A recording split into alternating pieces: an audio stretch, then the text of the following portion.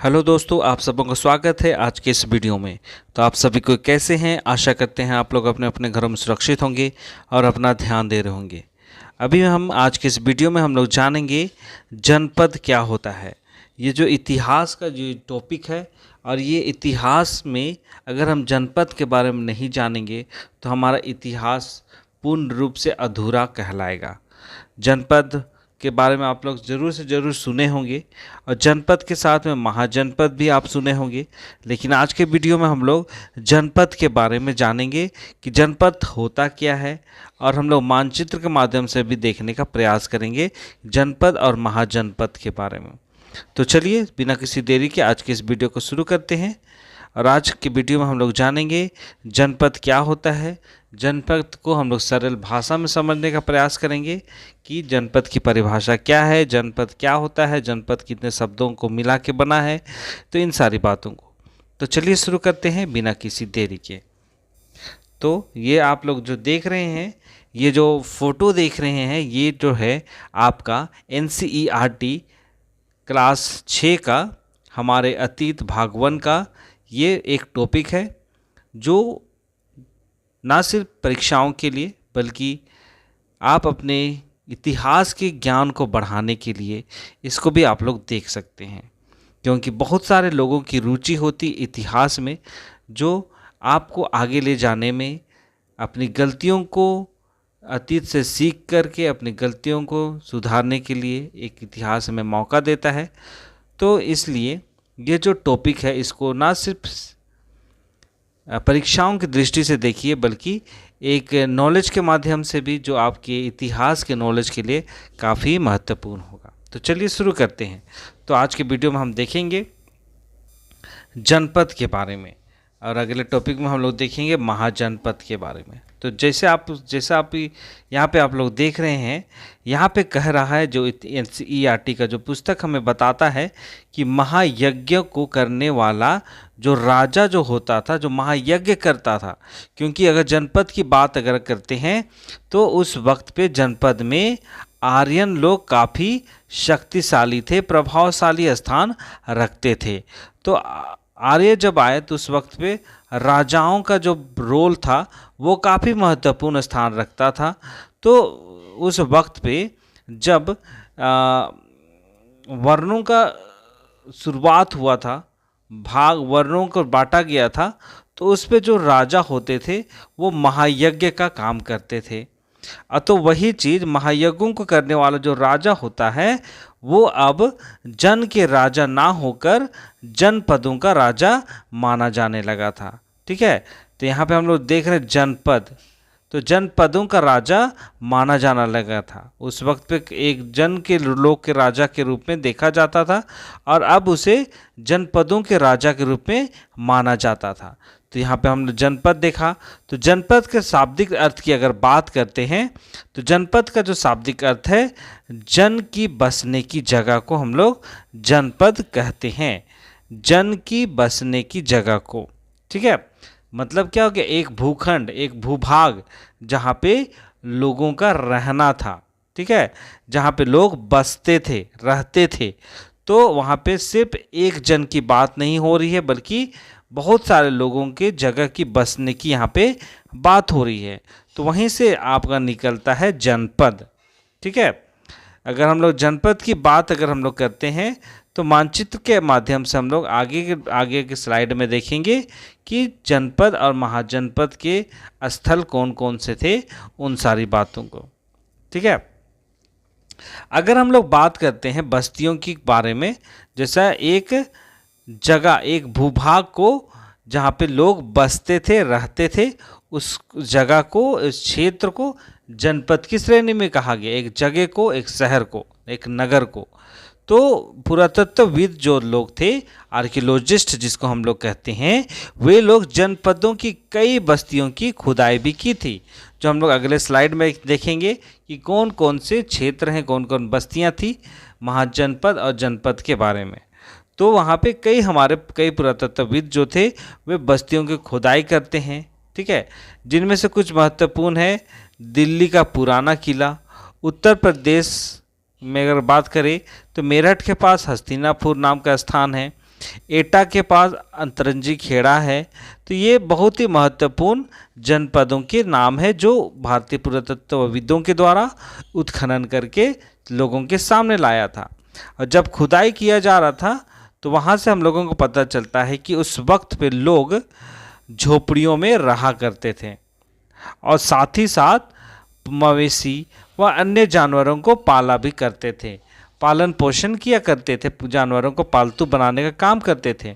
और ये भी हमें प्राप्त होता है उत्खनन के माध्यम से कि उस वक्त पे लोग कृषि कार्य तो करते थे, तो कृषि कार्य में चावल, गेहूँ, धान, जौ, दाल, गन्ना, तिल और सरसों जैसी फसलों को उगाने का काम भी वे लोग करते थे। ठीक है। और बात करते हैं मिट्टी के बर्तन की। ठीक है।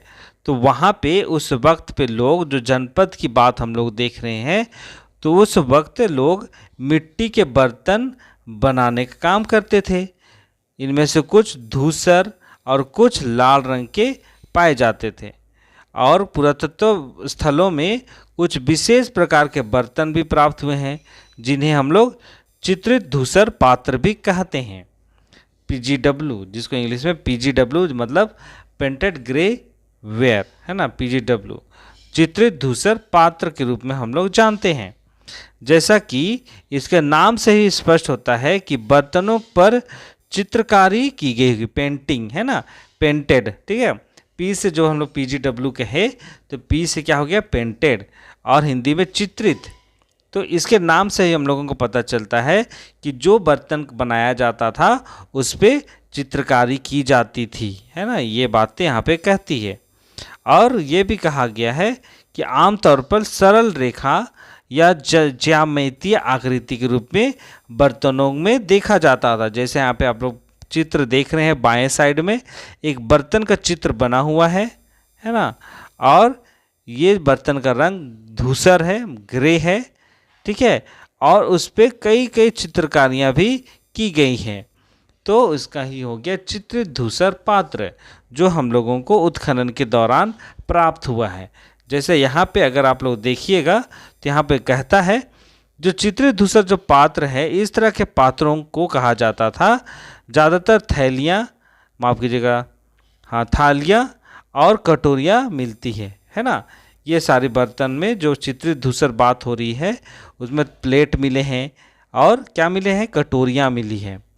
और ये जो इसके जो पात्र के जो हैं बहुत ही पतली सतह होती है, सुंदर और चिकने होते हैं। शायद इसका प्रयोग लोग खास मौके पर महत्वपूर्ण लोगों को भोजन कराने के लिए किया करते थे। मतलब जो भी गेस्ट आते थे, मेहमान आते थे, उन लोगों के लिए बस इसका इस्तेमाल किया जाता था। ऐसी बातें यहाँ पे हम लोग देखते हैं।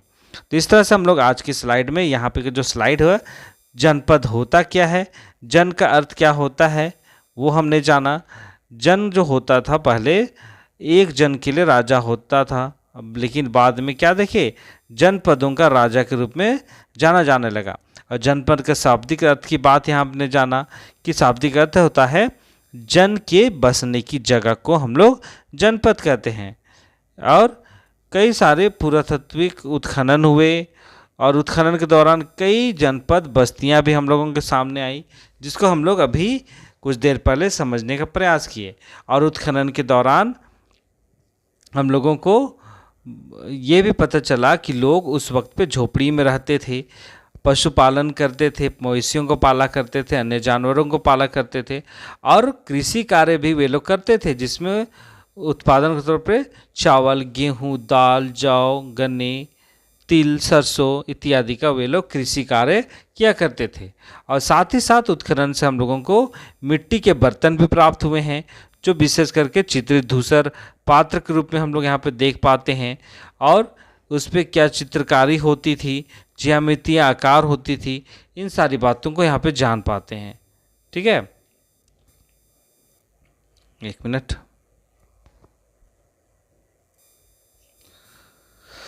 चलिए, यहाँ पे आप लोग मानचित्र देख रहे हैं, आपको शायद नहीं दिख रहा होगा, चलिए हम जूम कर देते हैं। तो अगर हम लोग शुरू से देखते हैं तो ये जो है महत्वपूर्ण जनपद और महाजनपद के नगरों को यहाँ पे दर्शाया गया है। अगर हम लोग उत्तर से बात करते हैं तो उत्तर में एक जगह है जो हमारे वर्तमान में एक पाकिस्तान में तक्षशिला नाम का एक जगह है, जो एक जनपद के रूप में, महाजनपद के रूप में देख पाते हैं। और यहाँ पे देख रहे हैं आप हस्तिनापुर, जो जनपद एक नगर है। यहाँ पे आप देख रहे उत्तर प्रदेश में कौशाम्बी हो गया, फिर उत्तर प्रदेश में ही माफ़ कीजिएगा मध्य प्रदेश में उज्जैन हो गया। यहाँ पे आप वैशाली देख रहे हैं, मगध देख रहे हैं, और साथ ही साथ आप यहाँ पे कितने जनपदों को देख पाए, एक हो गया तक्षशिला, हस्तिनापुर, कौशाम्बी, वैशाली, मगध और एक उज्जैन। ठीक है, तो 1 2 3 4 5 6 यहाँ पे बस्तियों को देख पाते हैं। तो इसी के उत्खनन के दौरान से हम लोगों को बहुत सारी बातों का पता चला है कि वे लोग झोपड़ी में रहते थे, कृषि कार्य करते थे, ये सब है ना। तो ये सारी बातें हैं जिसको हम लोग आज की वीडियो में समझने का प्रयास किए हैं महाजनपद के बारे में।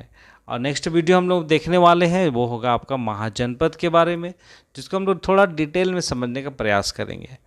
तो ये सारी बातें थी आज की इस वीडियो में। तो वीडियो आप सबों को कैसा लगा? वीडियो अगर पसंद आया है तो वीडियो को लाइक कीजिएगा, वीडियो को शेयर कीजिएगा और चैनल को सब्सक्राइब करना नहीं भूलिएगा। तो चलिए इसी के साथ मैं आज की इस वीडियो को यहीं पे समाप्त करता हूँ। मिलते हैं एक नए वीडियो के साथ, तब तक अपना ध्यान दीजिए, सुरक्षित रहिए और खुश रहिए। बहुत बहुत धन्यवाद।